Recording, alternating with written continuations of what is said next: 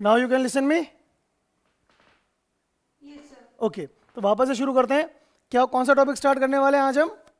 Cash flow statement. तो cash flow statement के अंदर आज हम जो पढ़ेंगे, सबसे पहले क्या पढ़ेंगे? कुछ बेसिक चीजें, बेसिक थ्योरी क्या करेंगे इसकी हम कंप्लीट करेंगे। और उस बेसिक थ्योरी को स्टार्ट करने से पहले कुछ बातें जो हमारे लिए बहुत इंपॉर्टेंट है, और वो बातें इंपॉर्टेंट क्या है कि एक तो सबसे सिंपल चैप्टर है ये। अब तक आपने जितनी भी अकाउंट्स पढ़ी है ना, उनमें सबसे सिंपल चैप्टर कौन सा है? Cash flow statement. हो सकता है कभी बड़ा हो, टफ लगाओ, लेकिन ये सबसे सिंपल चैप्टर है। और ये सिंपल चैप्टर बनता कब है? जब हमको एक थोड़ा सा बेसिक आइडिया हो किस चीज के बारे में? फाइनल अकाउंट्स के बारे में। किसके बारे में? फाइनल अकाउंट्स के बारे में। अब फाइनल अकाउंट्स के अंदर क्या क्या आते हैं?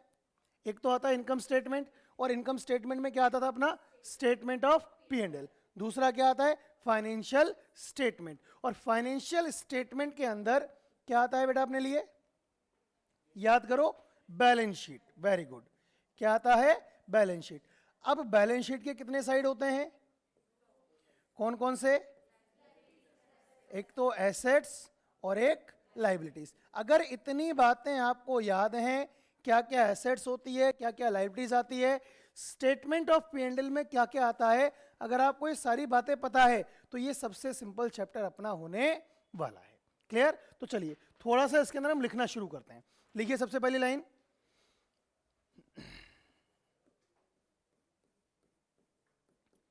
Accounting standard 3। कौन सा अकाउंटिंग स्टैंडर्ड है?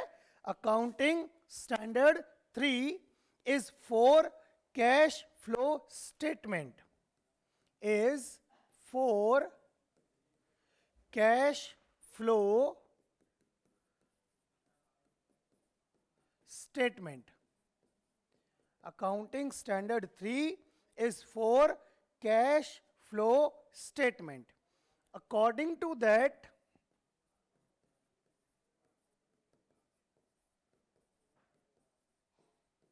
according to that, cash flow statement means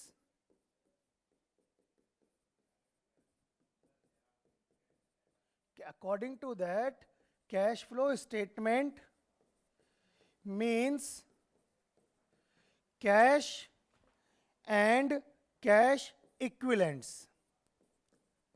Cash and cash equivalents. ठीक है? हिंदी मीडियम में लिखिए, रोकड़ प्रवाह विवरण में, रोकड़ प्रवाह विवरण में लेखा मानक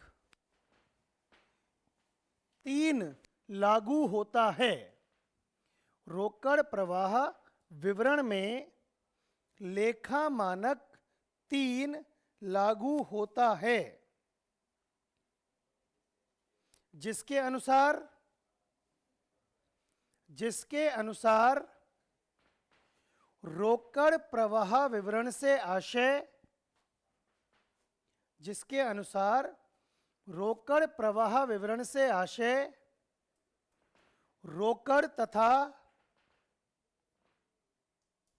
जिसके अनुसार रोकड़ प्रवाह विवरण से आशय रोकड़ तथा रोकड़ के समान राशियों से है।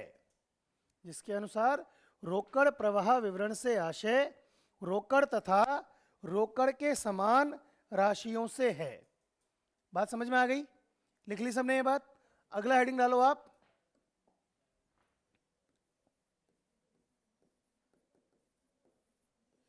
Meaning of cash. क्या है बेटा अगला हेडिंग हमारा? मीनिंग ऑफ कैश, रोकड़ से आशय। मीनिंग ऑफ कैश, रोकड़ से आशय। अब देखो, कैश का मतलब किन किन चीजों से होता है वो हम लिखते हैं यहां पर। लिखिए सबसे पहला, कैश इन हैंड। सबसे पहला क्या होगा? Cash in hand. दूसरा,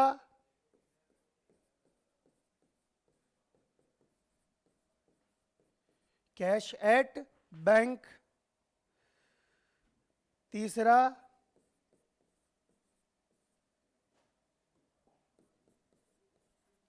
डेटर्स, तीसरा क्या हो जाएगा, debtors. Next bills receivable, next क्या हो जाएगा, bills receivable. Next prepaid expenses etcetera, next है प्रीपेड एक्सपेंसेस एटसेट्रा। क्लियर। जब भी हम क्या कहते हैं कैश, तो कैश का मतलब केवल कैश से नहीं होता है। किसके लिए, कैश फ्लो स्टेटमेंट के लिए, क्योंकि कैश का मतलब यहां पर हमेशा किससे लिया जाता है, कैश एंड कैश इक्विवेलेंट्स, रोकड़ एवं रोकड़ तुल्य। मतलब ऐसी चीज जो हमारे पास कैश में मौजूद है वो तो कैश है ही, लेकिन ऐसी चीज जिसको भी जब चाहे जब हम क्या कर सकें, कैश में कन्वर्ट कर सकें, वो भी किस में आएगा, कैश के इक्विवेलेंट आएगा। तो बैंक में जो पैसा रखा है वो भी कभी भी कैश में आ जाएगा। डेटर्स है जिनको हमने उधार माल बेचा हुआ है, आप उनसे पैसा कभी भी लेकर आ सकते हो। डेटर्स और बिल्स रिसीवेबल सेम होता है, डिफरेंस क्या होता है, नेगोशिएबल इंस्ट्रूमेंट का। डेटर्स होते हैं उधार माल बेच दिया, उन्हीं डेटर्स के साथ हमने क्या कर दिया, बिल्स ऑफ एक्सचेंज साइन कर दिया, तो वो डेटर्स क्या बन जाते हैं, बिल्स रिसीवेबल बन जाते हैं। सेम चीज है। प्रीपेड एक्सपेंसेस, हमने पहले पैसा दे चुके हैं, पैसा दे चुके हैं पहले, अभी तक हमने उसके बदले क्या नहीं ली, सर्विसेज नहीं ली, तो वो हम जब चाहे जब ले सकते हैं ना हमारे हाथ में। तो इनको सबको क्या माना जाता है, कैश एंड कैश इक्विवेलेंट की तरह ट्रीट किया जाता है। क्लियर है यहां तक। अगला हेडिंग डालो, methods of preparing cash flow statement. डालो बेटा heading,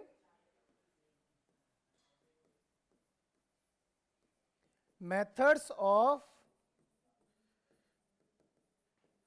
preparing cash flow statement, रोकड़ प्रवाह विवरण बनाने की विधियां।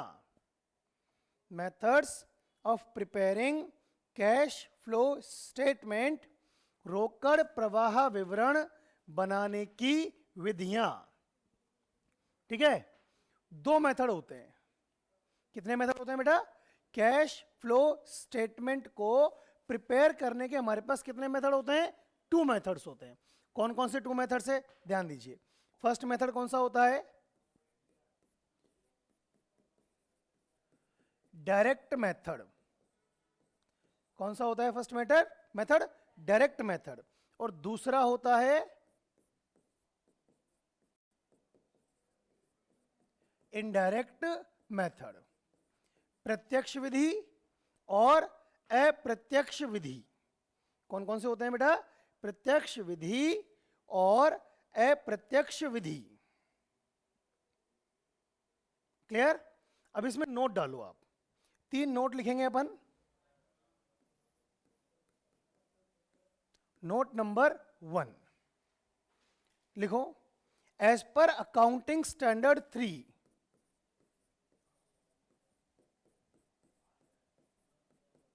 As per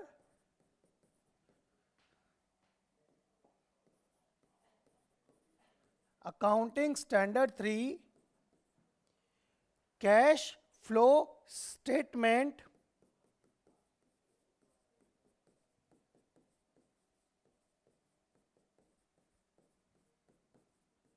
should be prepared, cash flow statement should be prepared by indirect method, लेखा मानक 3 के अनुसार, लेखा मानक 3 के अनुसार रोकड़ प्रवाह विवरण अप्रत्यक्ष विधि से, रोकड़ प्रवाह विवरण अप्रत्यक्ष विधि से बनाया जाना चाहिए। रोकड़ प्रवाह विवरण अप्रत्यक्ष विधि से बनाया जाना चाहिए। क्लियर है चीज। तो हम सीखेंगे भी किससे, इनडायरेक्ट मेथड से ही कैश फ्लो स्टेटमेंट बनाना क्या करेंगे बेटा अपन, सीखेंगे। क्लियर है ये चीज। सेकंड नोट लिखिए इसके अंदर,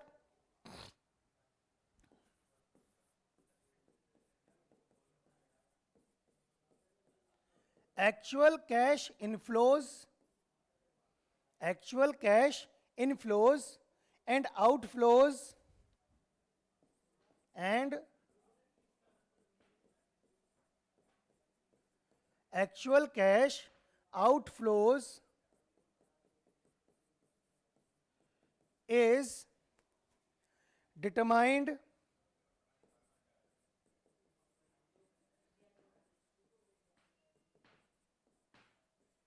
in cash flow statement. Actual cash inflows and actual cash outflows is determined in cash flow statement. रोकड़ प्रवाह विवरण में, रोकड़ प्रवाह विवरण में वास्तविक कैश इनफ्लो,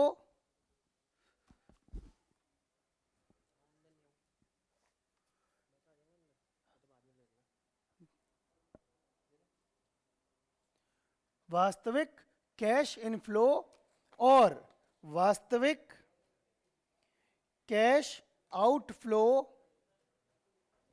का निर्धारण किया जाता है, और वास्तविक कैश आउटफ्लो का निर्धारण किया जाता है। क्लियर है बेटा यहां तक? कोई डाउट है किसी को इसमें? सिंपल सी बात है। क्या कर रहे हैं हम कि इन दोनों नोट्स में ऐसी कोई प्रॉब्लम नहीं है। दोनों नोट्स के अंदर सिर्फ पहले नोट्स में सिंपल सी बात बताइए, क्या बताइए पहले नोट के अंदर कि हमें कौन से मेथड से बनाना है, इसको इनडायरेक्ट मेथड से बनाना है। ठीक है। दूसरा नोट क्या कह रहा है आपसे कि इसमें क्या करना है आपको, एक्चुअल कैश इनफ्लो और एक्चुअल कैश आउटफ्लो क्या होता है, बस उसके बारे में हमको समझेंगे। अब ये actual cash inflow, actual cash outflow होता क्या है, कैसे है, वो सब चीजें अभी आगे हम डिटेल में समझेंगे। ठीक है। थर्ड नोट लिखिए आप,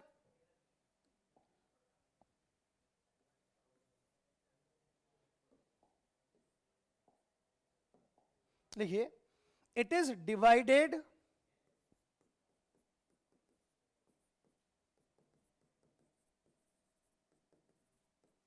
into 3 parts. It is divided into 3 parts. इसे 3 भागों में बांटा गया है। It is divided into 3 parts. इसे 3 भागों में बांटा गया है। कितने पार्ट्स में बांटा गया है इसको? 3 पार्ट्स में। पहला कौन सा है उसके अंदर, वो लिखो,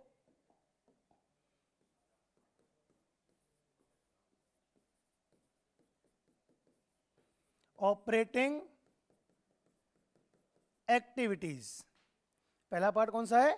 ऑपरेटिंग एक्टिविटीज, परिचालन संबंधी क्रियाएं। पहला कौन सा है? ऑपरेटिंग एक्टिविटीज, परिचालन संबंधी क्रियाएं। क्लियर? दूसरा,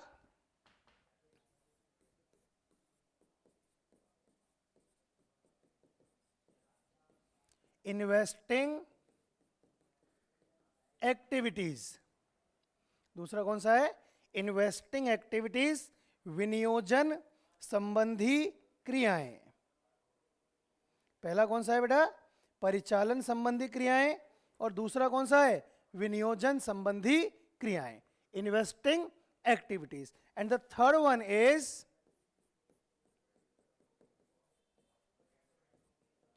फाइनेंसिंग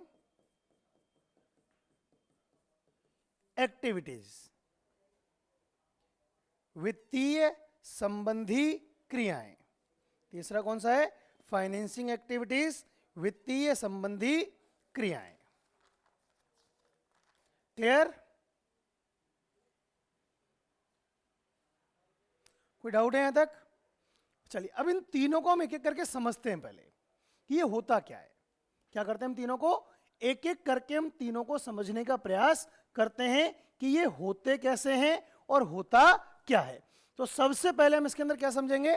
ऑपरेटिंग एक्टिविटीज मतलब परिचालन संबंधी क्रियाएं क्या होती है, वो हम यहां पर क्या करते हैं डिटेल में इसको समझते हैं।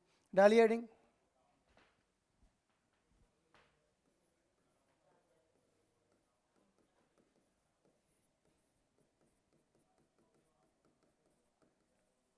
ऑपरेटिंग एक्टिविटीज,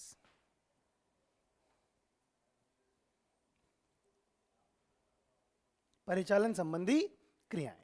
लिखो इसके अंदर,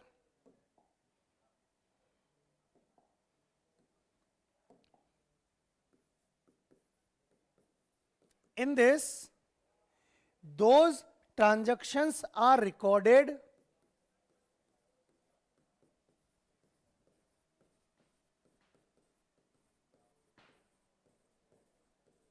in this those transactions are recorded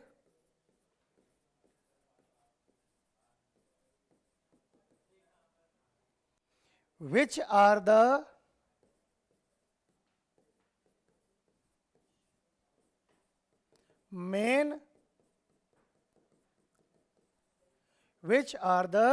main activity of business,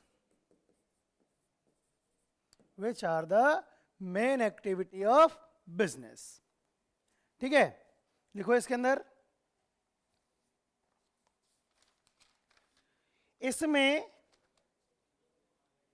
इसमें उन व्यवहारों का लेखा करते हैं, इसमें उन व्यवहारों का लेखा करते हैं जो संस्था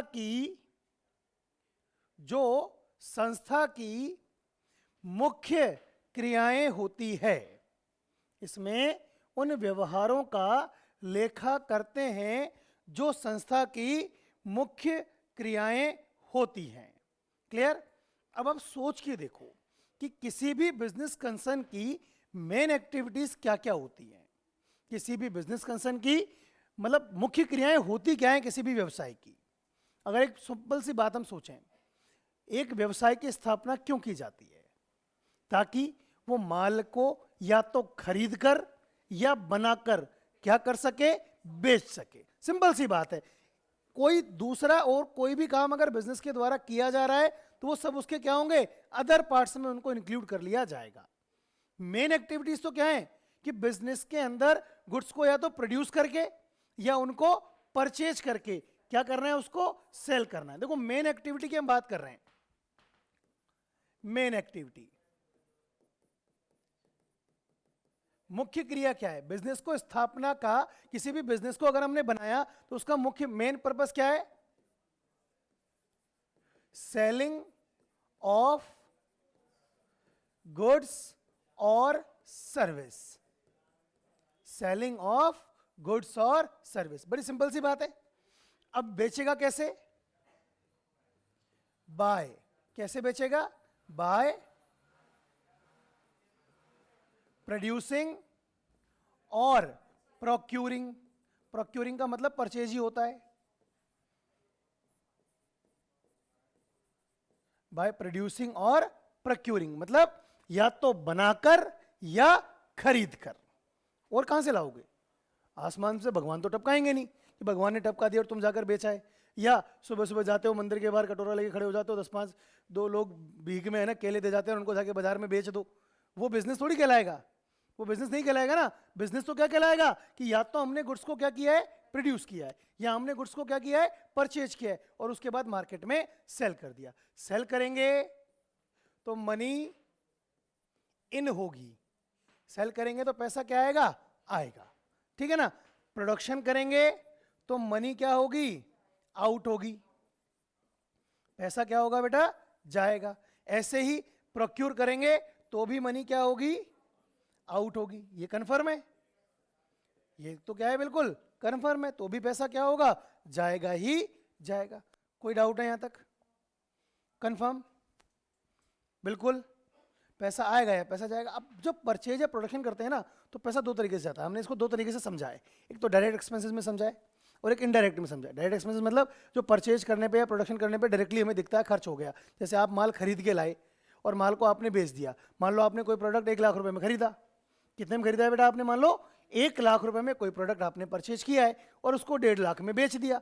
आपको दिख रहा है जब हम माल खरीदा था ना तो वो तो वहां तक आया था दुकान तक, उसको मतलब ट्रांसपोर्ट वहां तक आया था, ट्रांसपोर्ट तक। ट्रांसपोर्ट से कहाँ लाने के लिए? ऑफिस में लाने के लिए भी 10,000 रुपये का अपना किराया और लग गया। तो आप क्या सोचोगे, यार 1,10,000 खर्च हुए, 1,10,000 रुपये खर्च हुए, हमने बेचा कितने में, 1,40,000 में, तो प्रॉफिट कितना हो गया, 40,000 का। लेकिन क्या एक्चुअल में 40,000 का प्रॉफिट हुआ है क्या? नहीं, बहुत सारे ऐसे खर्चे भी हैं जो आपको दिख नहीं रहे, मतलब दिख इन द सेंस ये नहीं दिख रहा कि इस परचेज पर हुआ है, लेकिन वो अल्टीमेटली कहीं ना कहीं उसका कोई ना कोई पार्ट उस एक्सपेंडिचर का उस परचेज पर हुआ ही होगा। आपके ऑफिस में इलेक्ट्रिसिटी जल रही है, ऑफिस में आपका कर्मचारी काम कर रहा है, वो सब क्यों कर रहे हैं, ताकि आप डेली बेसिस पर जो परचेज करते हो सेल करते हो उसका हिसाब किताब रख सकें या उसको मैनेज कर सकें। तो वो खर्चे भी तो हो रहे हैं जिनको हम इनडायरेक्ट एक्सपेंसेस की तरह ट्रीट करते हैं।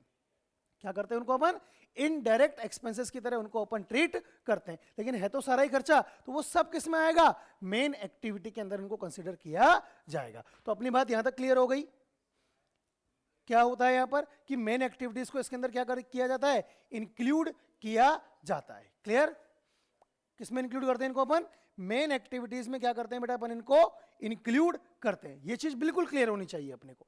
अब अगर अपन ने इनको मेन एक्टिविटीज में इंक्लूड किया है तो उनका थोड़ा सा एग्जांपल देख लें क्या क्या होते हैं। जैसे सबसे पहला लिखो, लिखो सबसे पहला,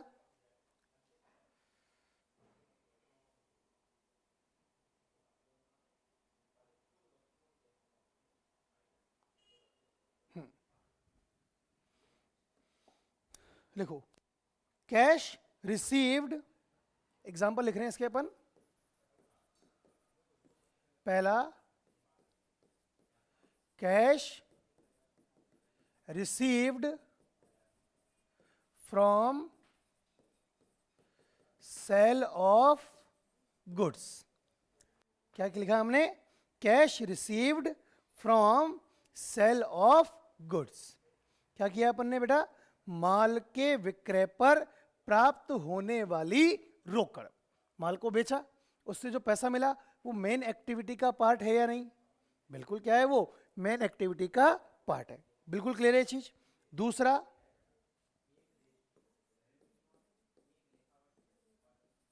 cash received other than sale, विक्रय के अतिरिक्त अन्य प्राप्तियां,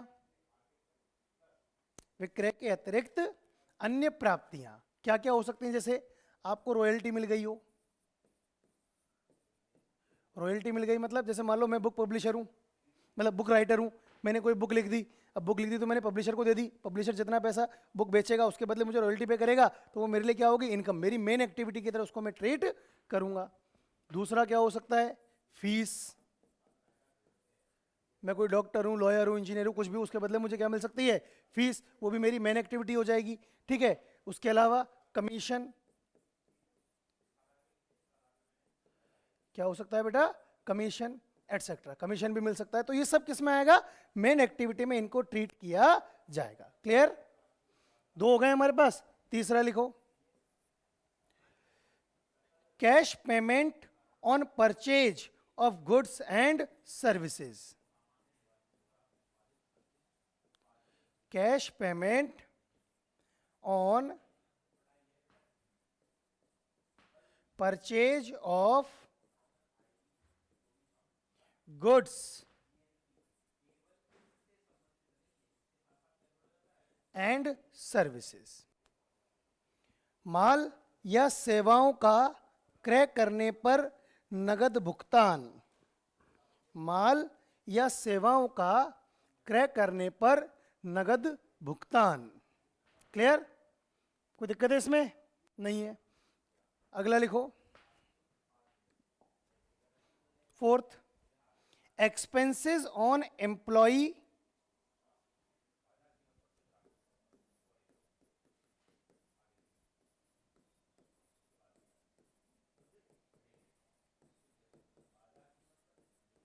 expenses on employee or other operating expenses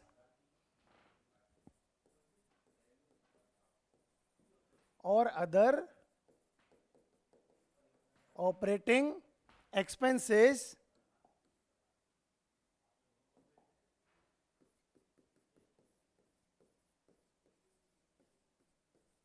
such as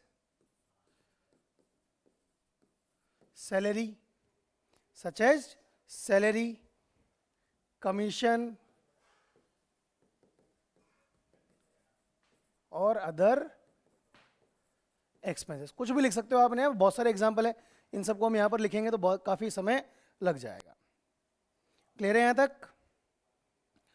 कर्मचारियों को दिया जाने वाला वेतन, कमीशन या अन्य खर्चे। क्लियर है? इसके अलावा और क्या होता है?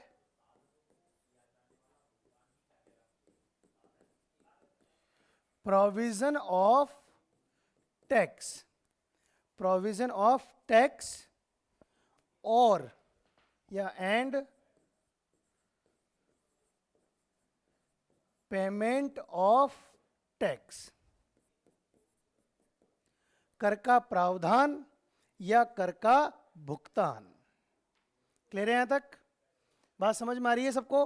तो ये सब हमने कौन से एग्जाम्पल देखे हैं? ये सब हमने क्या समझा है? ऑपरेटिंग एक्टिविटीज के बारे में हमने क्या किया बेटा, यहां पर बात की है। क्या किया है हमने? ऑपरेटिंग एक्टिविटीज के हमने यहां पर एक सिंपल सी बात समझी है। क्लियर है सबको?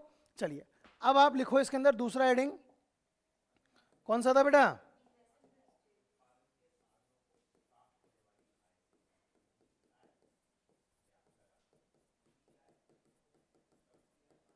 इन्वेस्टिंग एक्टिविटीज, विनियोजन संबंधी क्रियाएं।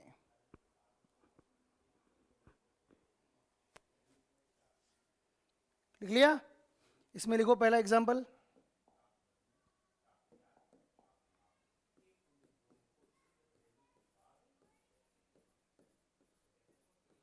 Purchase of fixed assets,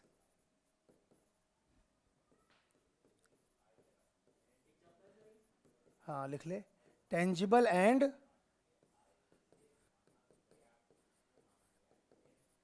intangible both. स्थायी संपत्तियों का क्रय मूर्त और अमूर्त दोनों, स्थायी संपत्तियों का क्रय मूर्त और अमूर्त दोनों। क्लियर? दूसरा, sale of fixed assets, tangible and intangible both. स्थायी संपत्तियों का विक्रय मूर्त और अमूर्त दोनों, स्थायी संपत्तियों का विक्रय मूर्त और अमूर्त दोनों। लिख लिया बेटा? अगला लिखो, डिविडेंड रिसीव्ड,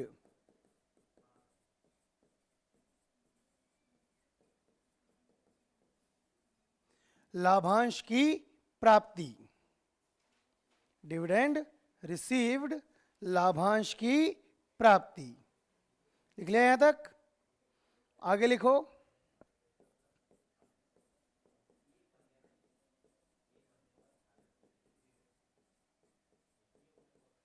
इंटरेस्ट रिसीव्ड, ब्याज की प्राप्ति।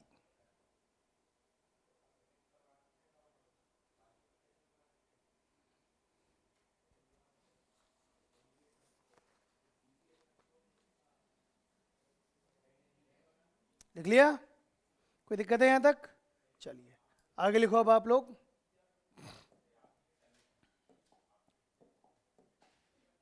थर्ड टाइप कौन सा था हमारा? Financing activities.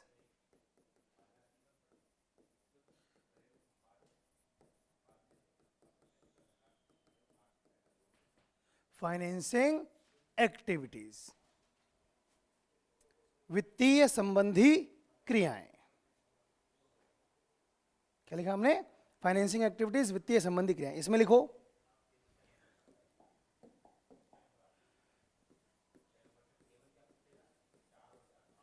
Issue of shares and debentures, अंशों एवं ऋण पत्रों का निर्गमन। लिख लिया? अगला लिखो आप,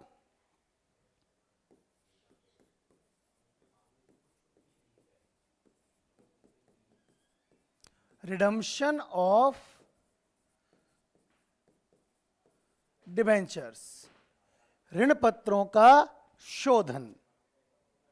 रिडम्पशन ऑफ डिबेंचर्स, ऋण पत्रों का शोधन। लिख लिया? आगे लिखो, repayment of shares,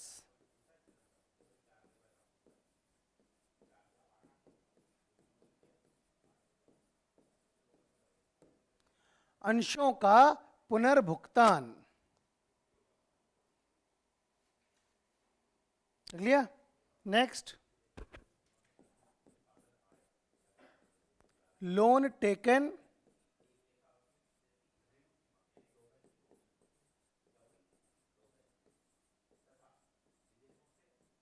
repayment of loan, ऋण लिया या ऋण का पुनर्भुगतान।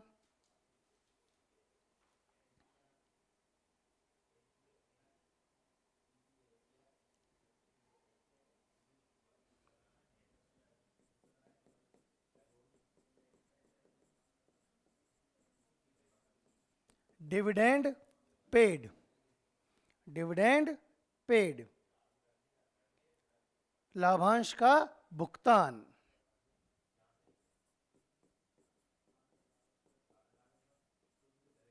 इंटरेस्ट पेड, ब्याज का भुगतान।